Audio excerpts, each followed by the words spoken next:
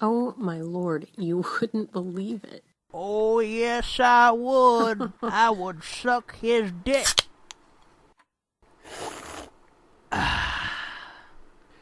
So what are you ladies discussing?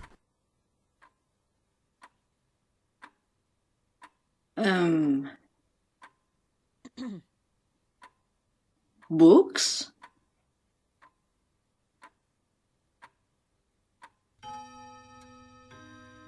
Welcome to the Nerd Blitz Book Club. Pull up a seat and pull down your pants. Listen to us read and go on rants.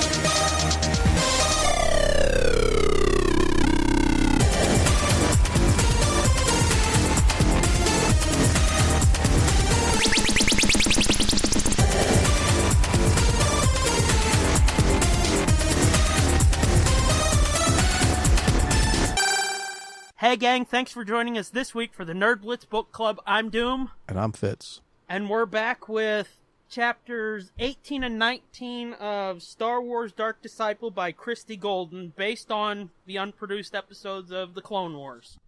Well, this was a week, wasn't it? Yeah, it was interesting. They're deceptively short chapters, and I thought this would probably go pretty quick. Yeah. But you were saying you have lots of notes on this stuff, so there may be more to dig into than I think. I don't know. It's more observations and like shit that seriously needs to be talked about.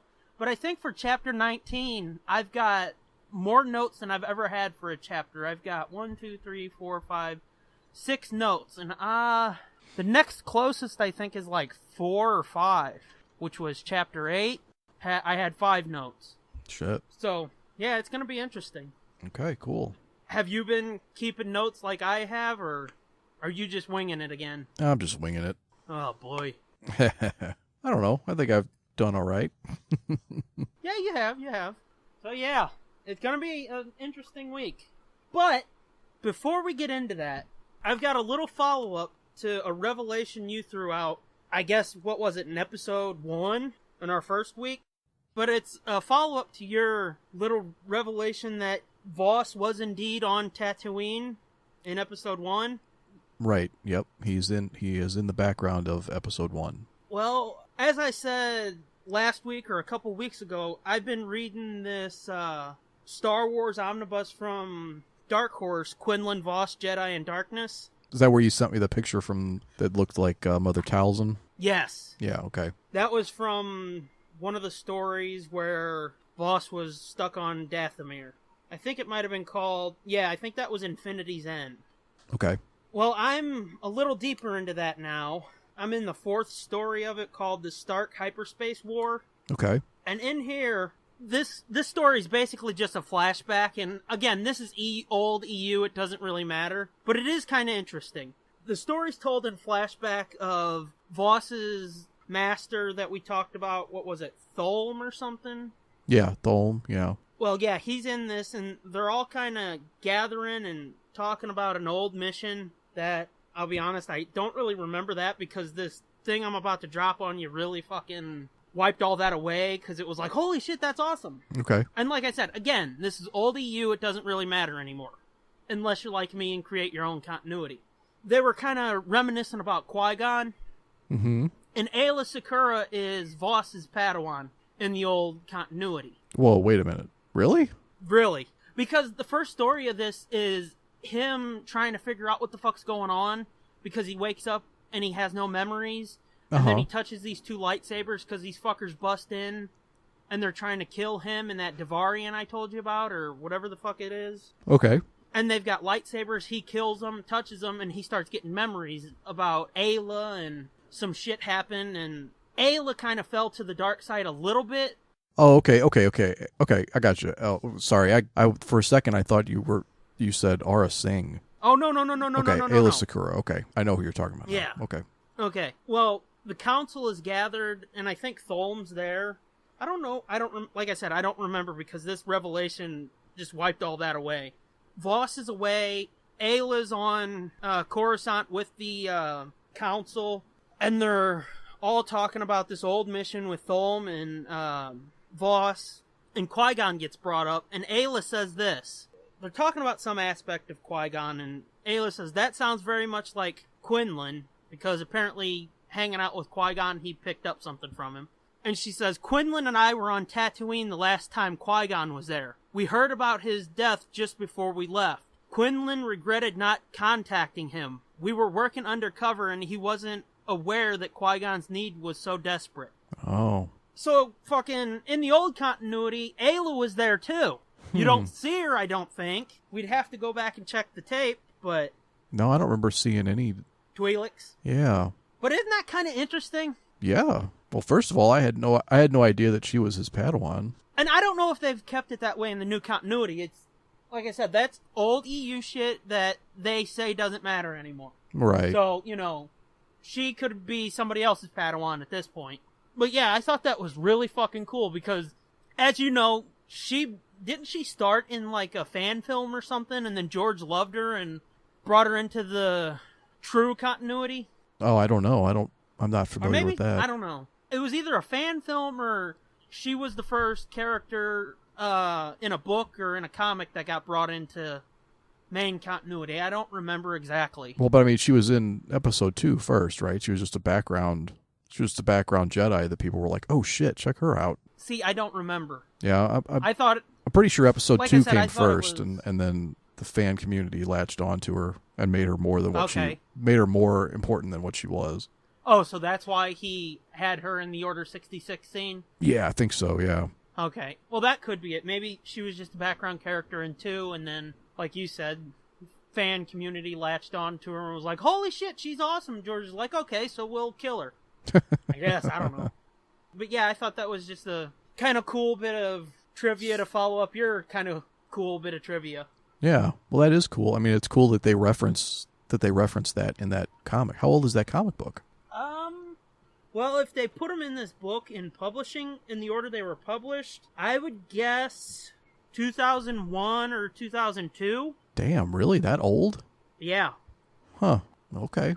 I mean, that's just a guess because the stories in this, it says the copyright for the years are 2000, 2001, 2002, 2007, and then 2010, and this was published in December of 2010. Huh. Well, it almost would have to be that was from 2007. Because, I mean, I don't think Aayla Secura existed prior to 2002. Well, I mean, it could have been in 2002 then. Yeah, that's possible. Could have been after episode 2 came out. Yeah, because there's 6 different stories in here, and there's 5 dates. So this could have... I mean, Quinlan Voss apparently has been around as an established character since 2000 or earlier. Other than just, you know, hey, just throw this random dude with a yellow tattoo on his face into the background of episode 1. And, yeah, she was in the first story as his Padawan. So she's been around since 2000 at least. Okay. Yeah. And it says, in this flashback panel I told you about last week or the week before, it says, the female is a Padawan, his companion. She has a name, Ayla, Twi'leks, Ryloth. So yeah, she's been around since 2000 at least. Damn, okay. Because I think she's at least mentioned in all of these stories, if not shown. Huh, okay, well. Yeah, because here she is as a little kid in the last one. Yeah. Well, what do you know? So there you go. I guess I don't know everything, huh? No, you don't. I do, because I just read it 3 seconds ago in a book, so ha ha ha. Speaking of reading shit in a book. Where are you going with that? Yes, indeed. Let's get to what we're all gathered here for. Since we spent fucking 10 minutes talking about something that has nothing to do with this at all. What'd you think of Chapter 18? How'd all that go? Or I guess should we start where we left off? Well, I mean, we can touch on it real quick. Last week we left off with... They were kissing. Moving on. No. Well, no, he had just killed the sleeper, right? Yeah. Yeah, so he had passed his trial. Yeah, all these new dark side feelings were starting to be awakened and he wasn't sure how he... No, that's called a boner. Well, he already had those. He's had those for weeks. But that's where we left off, was that they've, just reaffirmed their commitments to each other. And they'd found out where Dooku was, and they're all ready and gung-ho to fucking get to it. Right. And then this week we start off Chapter 18 with Obi-Wan at the diner on 1313, waiting to meet up, Kenobi. waiting for his, check-in with Voss. Yes. And he doesn't show up. And just in that half-page paragraph, or, section of the chapter right there, right there, they're starting to hook you into that one of the two pieces of Episode 2 that really work, which is Obi-Wan turning into a detective. Yeah. And he's starting to put it all together like fucking Batman. Yeah, he calls the one person he knows he can call, and it's he calls Yoda to say, hey, homeboy hasn't shown up, and this doesn't feel right. To the temple return, and speak we shall. Yeah, Yoda tells him to come back to the temple so they can discuss. Obi-Wan shows up at his place, and I was getting a real... Wait. What? You say Obi-Wan shows up at his place. You make it sound like Yoda's got a pad somewhere in Coruscant, and he's just kicking back. But did you read the description of this place, where it's got, like, water falling on these singing stones in a fountain, and fucking scented oils burning and shit? And it's like, what is this, a fucking spa? Don't be fucking misleading. It's Yoda's quarters in the temple on Coruscant. It's not like fucking Yoda's got a bachelor pad or something down in the garment district. It's in the temple. Yeah. You make it sound like he's just fucking at the droid spa or something. But yeah, with all the heated oils burning, the scents from the heated oils and all this shit. Yeah. It's like I got a real massage parlor vibe. Basically what you're saying is, if Yoda wasn't a Jedi, he'd be smashing puss too. Probably. Smashing puss, smashing dick, whatever. True, we're all inclusive here. Little backwards talking motherfucker. He don't discern. He's omnisexual. Got Yoda out there like, suck dick I do, yes. And people are like, of course, he's the right height. I don't know, he's a little short, but he does have that little floaty pod that he can fly around in. Stand on an apple box, I will.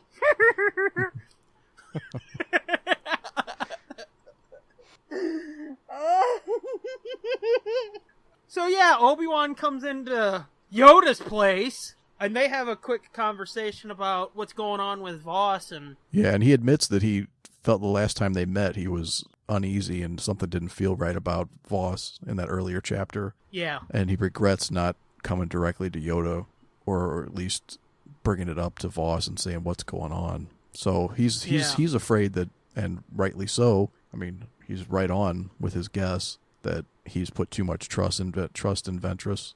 Yeah. And even Yoda's like, yeah, they've fought together and saved each other's lives now, so they're bonded now. I mean, I don't think they realize how bonded they are, but no doubt about it.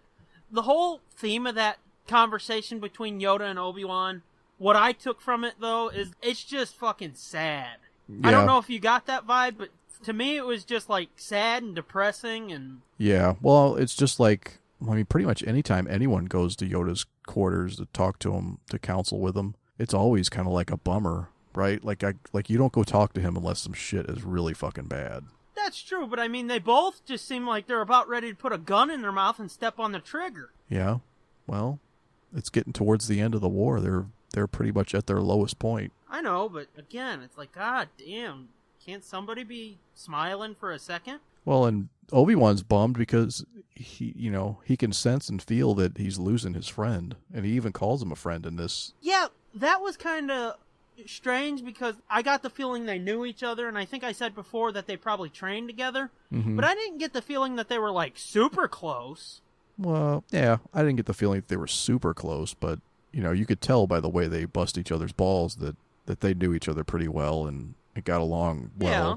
They're, but I mean, contemporaries. Maybe I'm just weird, but friend's a strong word. Yeah. Once you start throwing out that F word, shit's getting serious. You know what I mean? Right. Like I said, maybe I'm just weird. I don't know. Some words carry more weight to me. But yeah, they're, this last part of this second section of the book where Yoda and Obi-Wan are talking. Yeah, I think this is where a lot of the sadness comes in right here. Yeah, because Yoda says something to him about sometimes it's the dark path we must tread so that long more for the light we shall. Wait, yeah, that's what it said.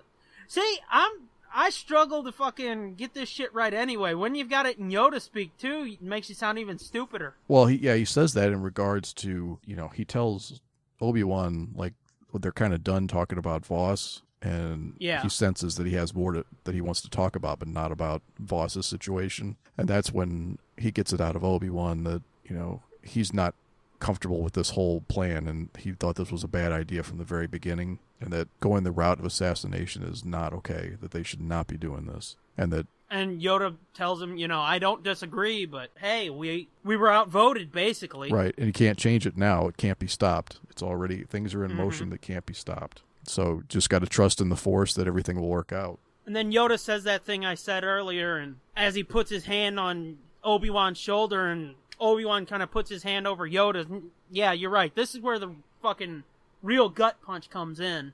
And we go into Obi-Wan's head, and he's thinking he doesn't know if Yoda's talking about Voss or the Order itself is treading too close to the dark side, and he's afraid to ask him, and they kind of just part there. And I think it's pretty clear that both of them are, the Jedi and Voss separately, are treading their own dark paths. No doubt about it. But reading that sentence again, or that what Yoda says again, that just strikes me as wrong. That doesn't sound like something Yoda would say. Well, that's what I said. Since when is it okay to sometimes you have to tread the dark path? Isn't he always about don't start down the dark path because you can't come back? Yeah. And I mean, even like in those season 6 episodes, he has to confront his dark side. He doesn't have to go to the dark side. He has to confront his dark side. Right. He has to acknowledge to be sure he's firmly implanted in the light. Right. Yeah. It does seem a little strange, and like I said, the wording of it doesn't sound much like Yoda either. No, this is like a rare misstep in this book, I think.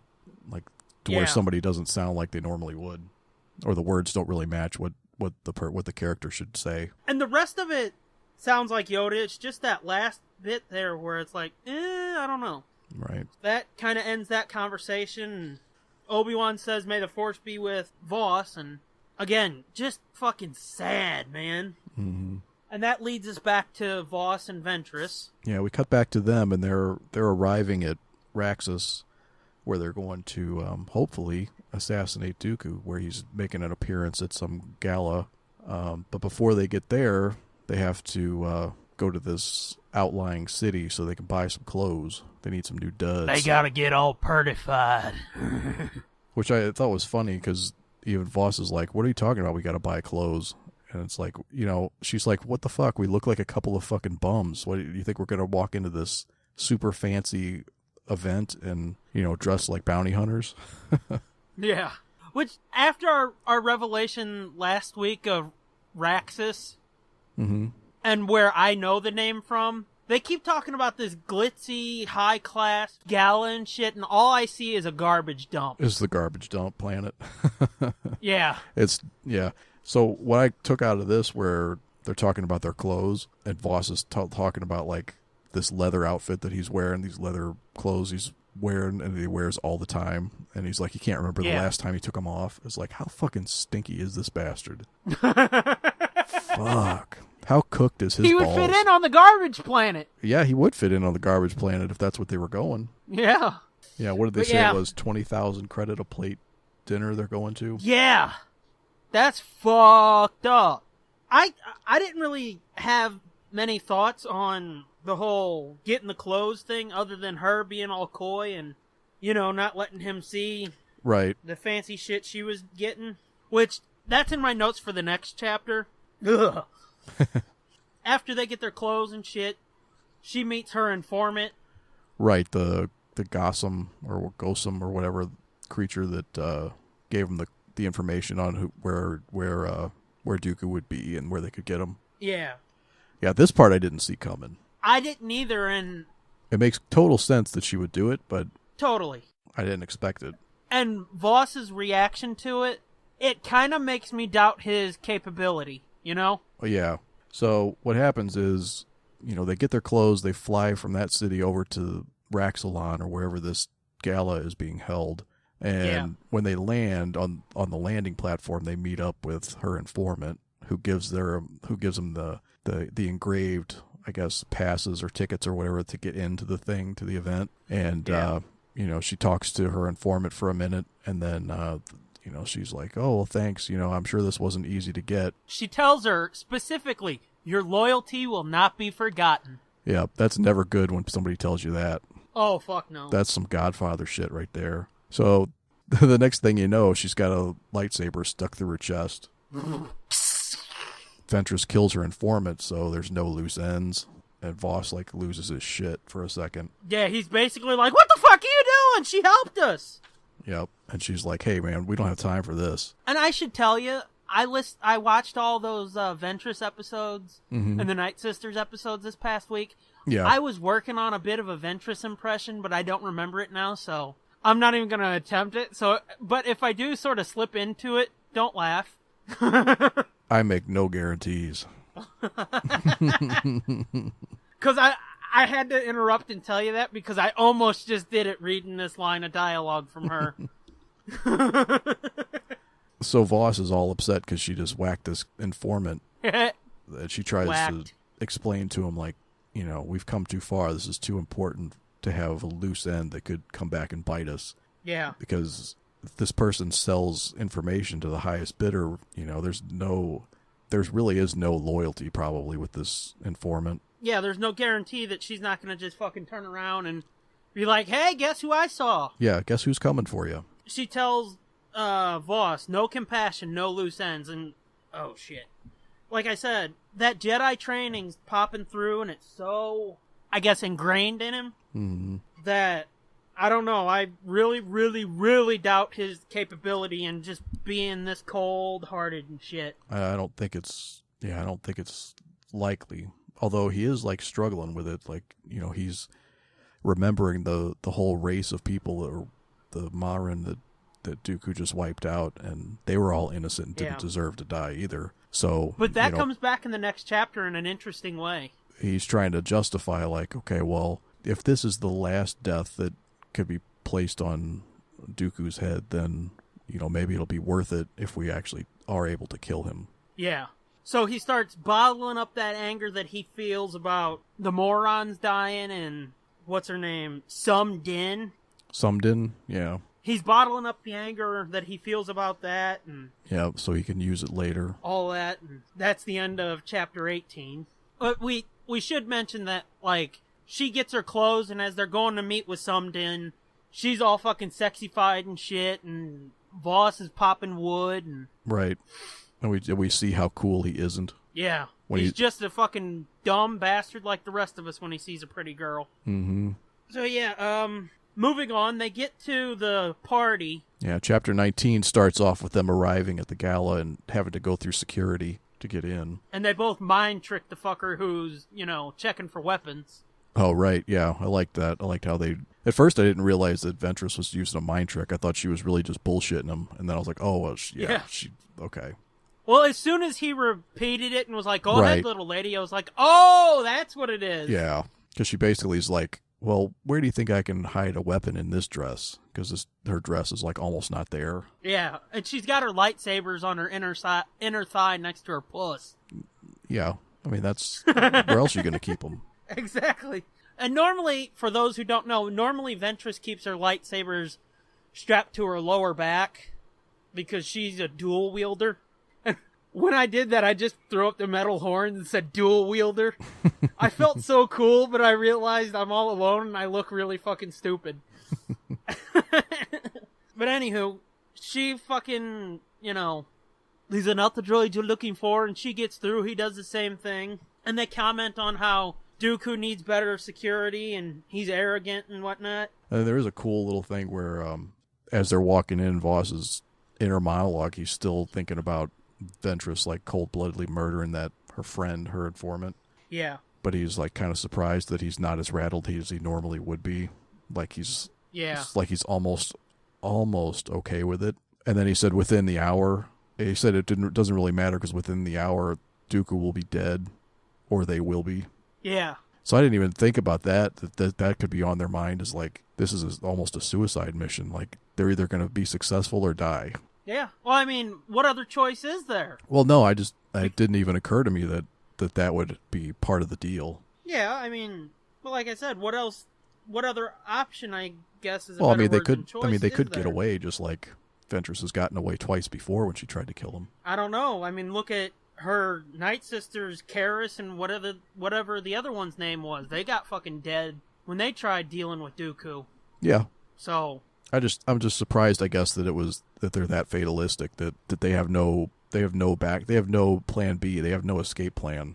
You know, it's all or nothing. Yeah, I feel you, but the only reason she got away the second time is because Savage turned on both of them, her and Dooku, so I guess it's more surprising that he's thinking that.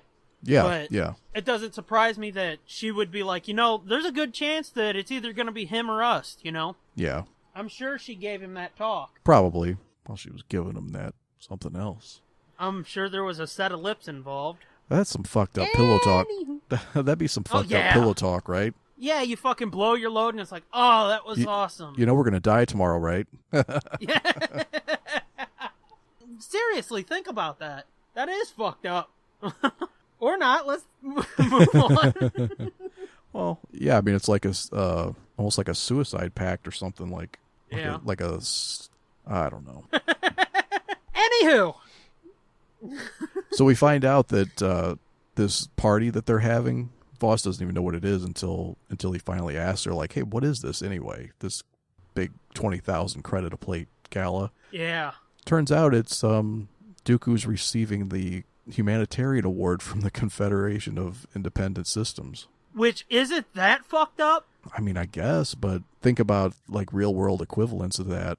North Korea's leader gives himself awards all the time, and True, but Saddam Hussein used to do the same kind of shit. And it's like, who the fuck would be giving this guy an award? Well, but I mean, this sounds like, the Confederacy came together and was like, he's a good choice. Not like he gave himself an award. Yeah, but I mean, it's it's same slightly thing. different than North Korea, too, I would think. Well, maybe. But I mean, because they're all closed off, and this is former Republic worlds.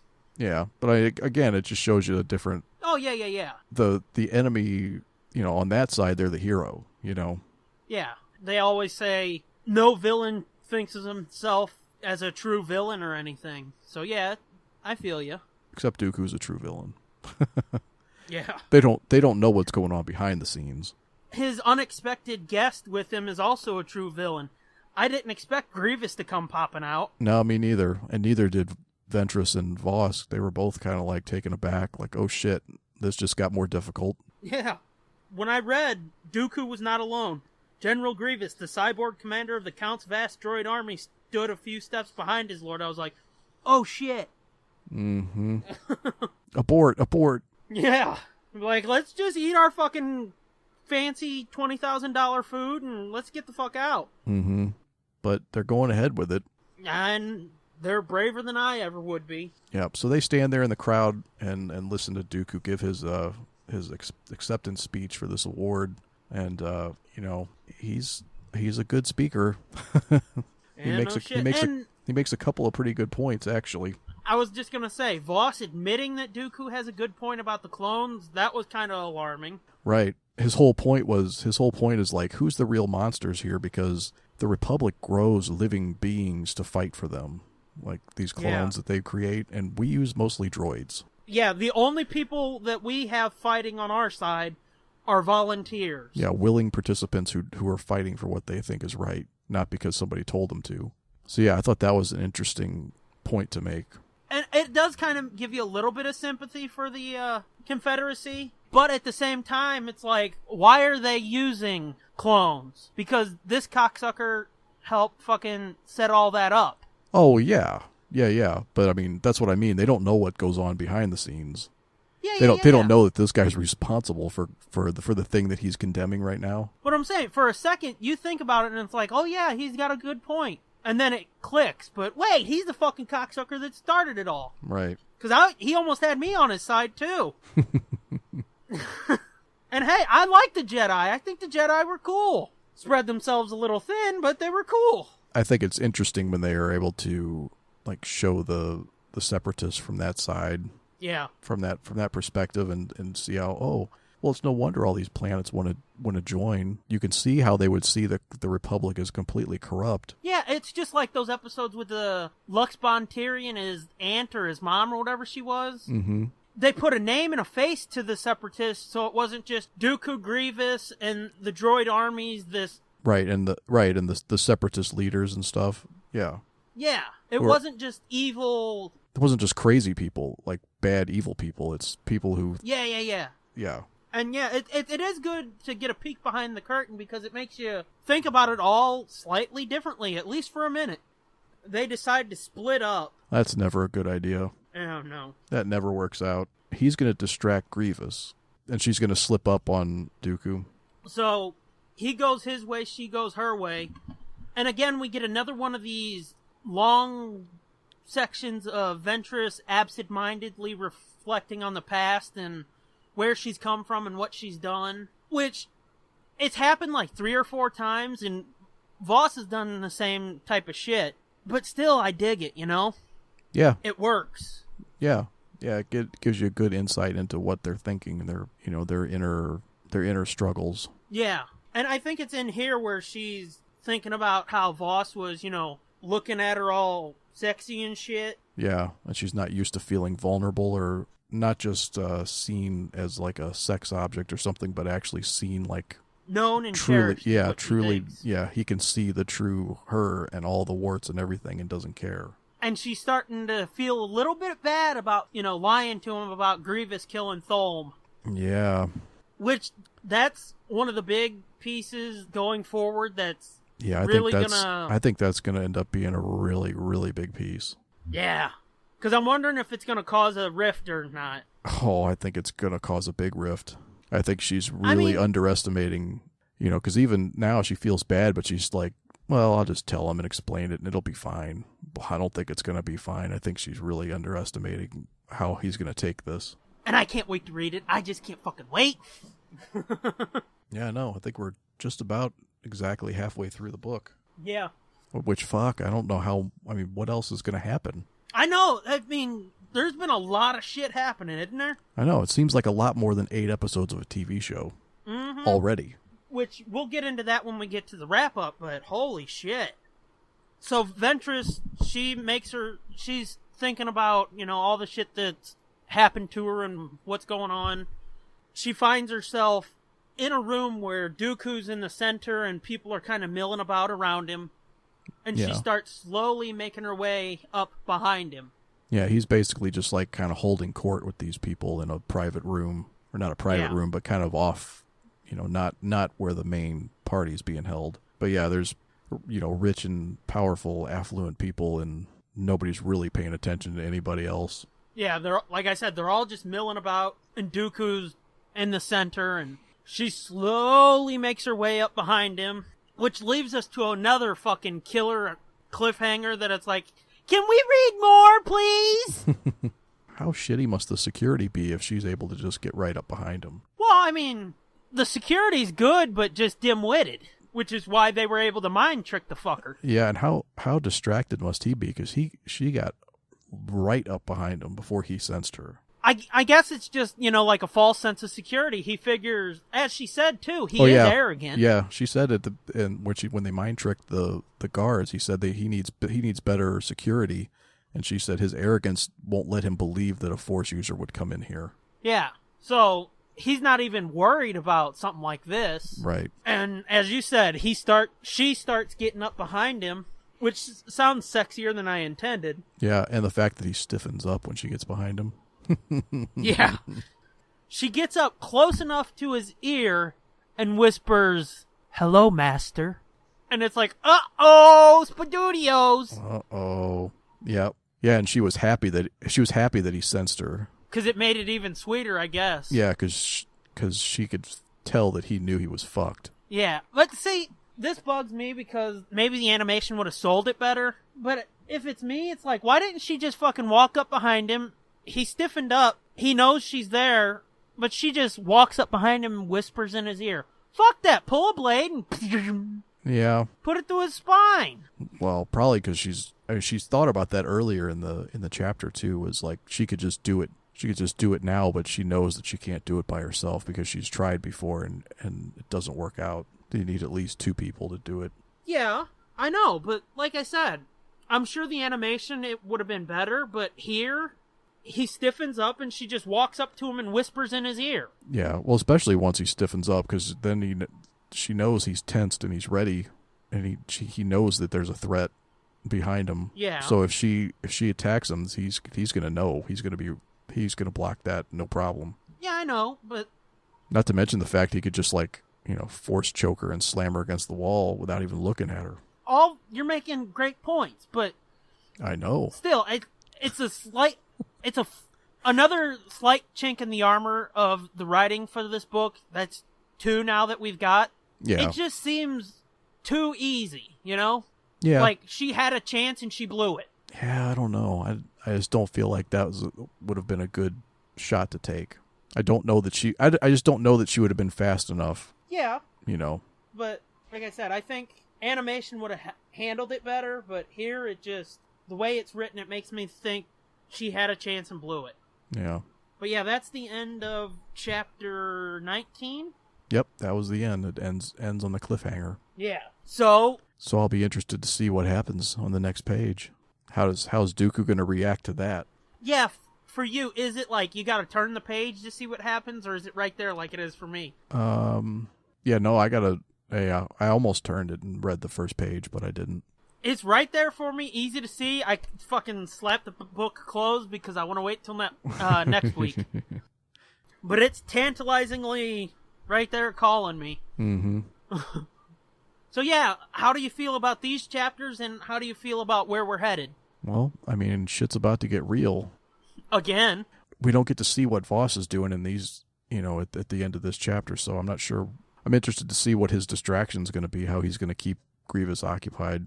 Yeah, and see, the thing I'm worried about is, like, the next chapter is going to start with Voss, and it's like, no, I want to see what's happening with Ventress! No, it definitely doesn't. I did read, the first word, so...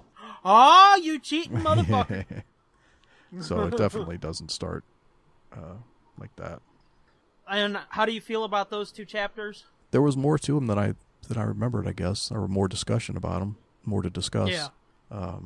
Yeah, I like how she writes their inner monologues and makes sure to let you know the conflicts in their heads, because they're both pretty fucked up people, actually. I know, right? Like, he's way more damaged and fucked up than a Jedi should be, probably. And I think that comes a lot from having to do so much underground work. Yeah. I'm pretty sure if you listen to, like, cops and shit talk about having to go undercover into, or, like, oh, yeah, they lose FBI themselves, agents or whatever. Yeah, and it really fucks them up in their priorities and their morals. Mm-hmm. So, yeah, that's really the feeling I'm getting off of him. Yeah, which makes me think, like, what the fuck were the Jedi thinking when they picked him? Yeah! Like, wouldn't you already think, like, hey, he could probably... But, I mean, Yoda says it in this chapter, like, he's gone on lots of undercover assignments and never had a problem. But, is that just the Jedi's overconfidence rearing its ugly head again? It could be. Well, nothing could happen. She's not going to get to him because, he's been undercover lots of times. And, because one of Obi-Wan's things was, like, I think maybe Ventress figured out that he's really a Jedi. And that he could be in trouble now. It's like, well, she figured it out when he fucking told her. Well, no, I guess she knew already. She said she knew already. Yeah. But I guess him telling her just solidified it, but yeah. I'm not sure if it's overconfidence or if it's just like, well, he's had enough experience. He's proved himself, numerous times. Why not him? Yeah. Back to talking about the episode count. Do you think maybe this is the period where we're into the second half of the arc? Like we talked about, maybe this happened early in the season or something, and maybe the second half happened later or in the next season? Yeah, I think maybe so. Do you get the feeling that could be what's going on? Yeah, I think maybe so. Because this is probably... Let me look at I'm trying to look up the titles again. The episode titles. I'm going to guess Dark Disciple was the training him to be prepared to kill. Yeah, I would think so. So then we've got to be into Saving Voss parts 1 and 2. So I'm going to guess he's going over by he's going to distract Grievous and gets captured. Yeah, and she's going to have to save his bacon. Yeah, which, oh boy. Do you think we're going to get a fight right away between Ventress and Dooku, or do you think Dooku's going to try and save face with his adoring public? Yeah, I don't think he'll start fighting right away. I think he will. I think he'll try to smooth talk her, and diffuse the situation. Because I think he knows she's not going to do shit in front of all these people, probably. Or that's what he thinks anyway. Yeah, that's what he thinks, because I wouldn't doubt it. Plus, he definitely doesn't want to fucking blow his cover. Like, none of these people know that he's a Jedi. If he whips out a fucking red lightsaber and starts going at it with her. Well, I mean, I'm sure everybody would know he's a Jedi, wouldn't they? Because he did. Oh, that's right. I guess they would know that, but. I mean, they might be a little alarmed because, wait, why did you keep your lightsaber? Or something, but. Right. I don't know. I mean, if somebody walked away, I would think they would keep it as like a tool because they're so used to it.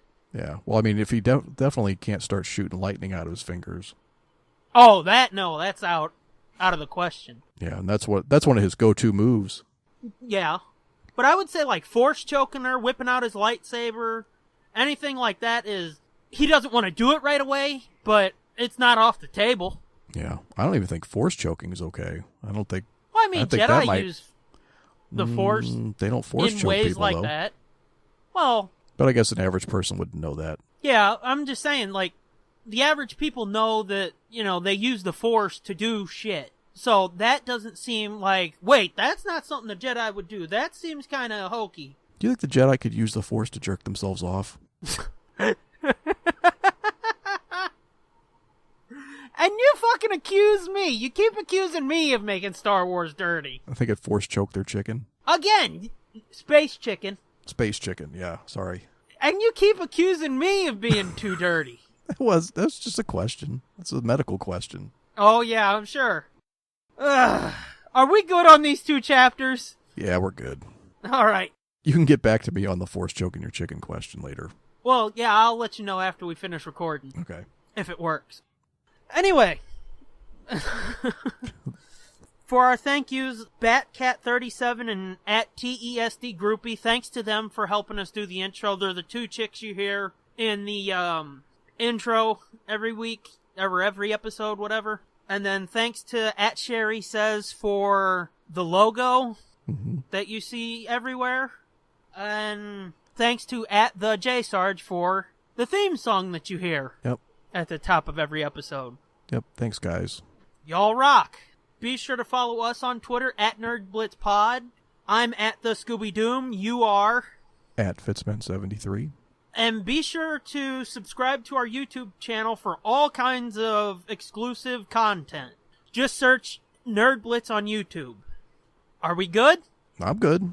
Okay, well, come back next time for more of Star Wars Dark Disciple. Bookmark it. This has been a feature of JJ2E Media and TSDJA Productions.